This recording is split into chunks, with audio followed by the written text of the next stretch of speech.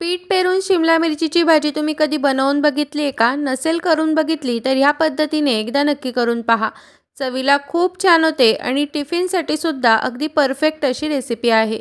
तर इथं मी 7 ते 8 लसणाच्या पाकळ्या बारीक कट करून घेतला. एक मीडियम साईजचा कांदासुद्धा बारीक कापून घेतला आणि 2 शिमला मिरची अशा मोठ्या-मोठ्या कट करून घेतलेल्या आहेत. तेल छान गरम झालं की त्यामध्ये जिरं मोहरीची छान अशी खमंग फोडणी तयार करायची. त्यानंतर लसूण त्यामध्ये टाकून घ्यायचा. लसूण एक 2 ते 3 मिनिट छान असा तेलामध्ये तळून घ्यायचा. त्यानंतर त्यामध्ये आपल्याला घालायचा आहे कांदा. तर कांदा जो आहे ना, तर तो शक्यतो छान असा बारीक कट करायचा. म्हणजेच त्याची चव जी आहे ना, तर ती आणखी छान लागते.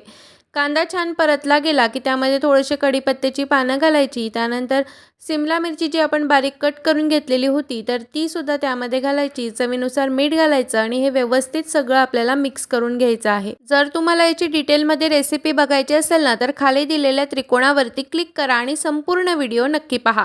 चला तर मग बाय.